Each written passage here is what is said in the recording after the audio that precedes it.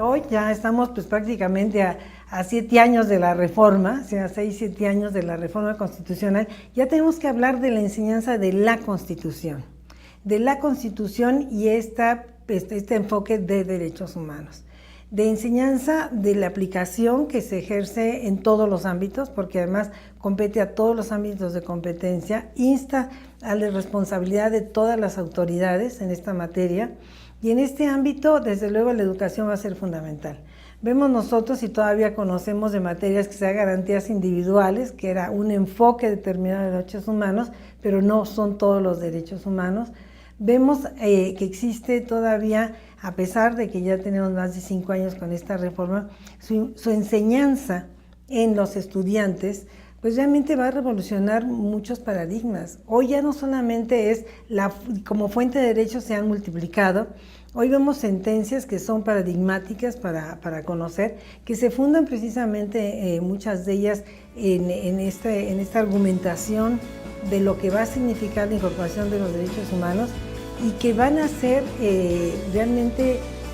paradigmas jurídicos muy importantes. Vemos, México ha recibido 6 sentencias de la Corte Interamericana. México en otros ámbitos, como por ejemplo en el ámbito jurisdiccional también, desde la Suprema Corte, el Tribunal Electoral del Poder Judicial de la Federación, ha emitido sentencias muy avanzadas para el respeto a los derechos humanos con perspectiva de género, y estas también se fundan en lo que se conoce como en la Constitución. Ya no, la reforma ya hoy es la Constitución, ya no es vamos a ver si se aplica, es una obligación de Estado, y en esta materia hay lo que se llama jurisprudencia. Hay también un ámbito de la realidad social que nos interpela, las movilizaciones, las reivindicaciones de la sociedad civil, cómo han ido apropiando de esta reforma, de manera que hoy tenemos en el ámbito legislativo, ejecutivo, judicial, una fuente de información para poder aplicar la reforma, para poder beneficiar a las mujeres, pero también a todos los ciudadanos,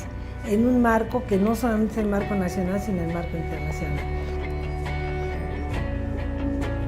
Tenemos entonces una reforma que fue aprobada en el año 2011, una serie de situaciones y artículos se modificaron. El artículo primero, que es el más conocido, el artículo 11, relacionado con el derecho de asilo, el artículo 29 de la Constitución, que se refiere básicamente a las situaciones de fuerza mayor para la restricción de derechos o situaciones relacionadas con la posibilidad de restringir derechos en circunstancias específicas, el artículo 33, que le garantiza el debido proceso a los extranjeros en México, y además de eso las facultades del artículo 102,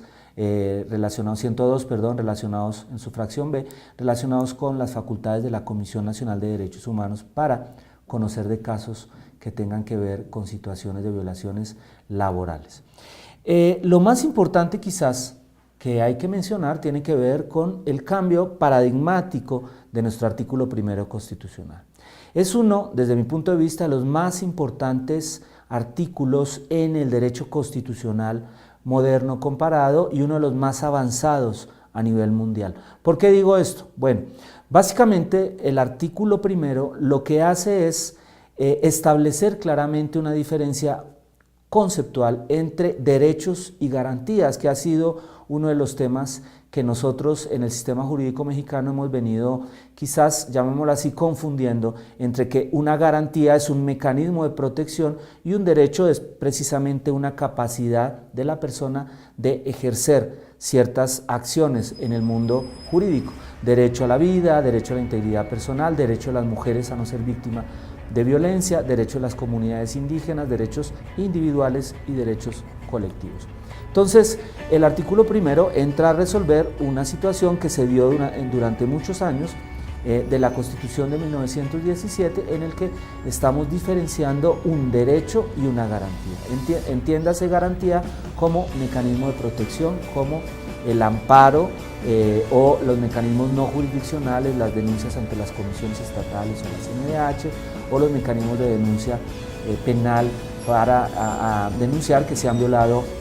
ciertos derechos humanos. Esos son garantías Y los derechos es el derecho que tenemos a que se nos respete la vida, la integridad física, la libertad de expresión, la posibilidad de reunión, el derecho de asociación y todo este marco constitucional que se establece como derechos. Creo que la organización del texto constitucional es muy clara, ¿no? Comienza con principios generales, sigue con una carta de derechos, que esa carta es una parte declarativa donde se establecen los derechos y las obligaciones de las autoridades con respecto a esos derechos. Creo que el estudio de esos derechos y la discusión de cómo las personas pueden apropiarse de esos derechos, es decir, cómo pueden sentirse identificados como un grupo de atención prioritaria, cómo pueden sentirse identificados como personas con un derecho a la autodeterminación. ¿Qué implica la autodeterminación? ¿Qué esferas de la vida de las personas son las que decide libremente cómo ser cada persona? Creo que es algo muy interesante que en la academia, pero también en otros espacios de encuentro o de sociabilidad política puede generar reflexiones muy interesantes acerca del papel de las personas en moldear la política pública que enfrentan día a día, ¿no? La cultura de derechos humanos en nuestro país tiene una construcción histórica, una construcción de reivindicación de nuestros derechos, donde conocernos, sabernos igualmente vulnerables que el resto de la población, es tener la sensibilidad para comprender que tenemos que desmantelar la discriminación, el machismo, el autoritarismo, las prácticas de corrupción y, por supuesto, todo esto da como resultado el que no seamos cómplices de la impunidad. Una constitución de derechos humanos implica una nueva forma de ver y de hacer derecho, una nueva forma de hacer justicia en nuestro país. Por eso es tan importante la actualización, la formación crítica. Tenemos que darle una lectura crítica a los derechos humanos que implique todas estas reivindicaciones que hemos hecho a lo largo de la historia de nuestro país. Por eso les invito a que conozcan nuestra organización, a que conozcan Cultura DH, a que conozcan cuál ha sido el diagnóstico de los planes y programas de estudio, que conozcan cuáles son estas alternativas que estamos construyendo cotidianamente para reivindicar los derechos y para que estos se cumplan no solamente en la vida nacional, mediante normas, mediante principios, sino que recaigan en la vida cotidiana, que estos se reflejen en el respeto que tenemos por la sociedad, por nuestra cultura, por las mujeres, por las niñas, los niños, las personas de la tercera edad, las personas con discapacidad. La reforma habla de todo esto y de cómo involucramos otro tipo de pensamiento, un pensamiento más contemporáneo. Necesitamos empezar a exigir esos derechos para que las obligaciones del Estado de hacerlos cumplir puedan ser una realidad. Les invito a que conozcan más acerca de la cultura de derechos humanos y de todo aquello que nos posibilita la Constitución y todo aquello que nosotros podemos hacer cumplir. Todas las personas tenemos la capacidad de transformar nuestro entorno, de transformar nuestra cultura, de transformar esa colectividad en la que vivimos para que podamos armonizar estos derechos con la vida cotidiana. La reforma ha sido muy importante, es necesaria su aplicación, es necesario su conocimiento y es fundamental que se esté llevando a cabo principalmente con las personas que van a estar directamente involucradas en los procesos de justicia y en general en la población, porque ahora la mirada de derechos humanos es interdependiente, es multidisciplinaria, interdisciplinaria y tenemos que hacer cumplir todo aquello que el gobierno mexicano ha ratificado en materia de derechos humanos en el marco internacional. Este proyecto seguirá adelante, este proyecto tiene que ver mucho con esta parte de la vida cotidiana que nos interesa y que nos interesa se vea reflejada en cada una y en cada uno de ustedes.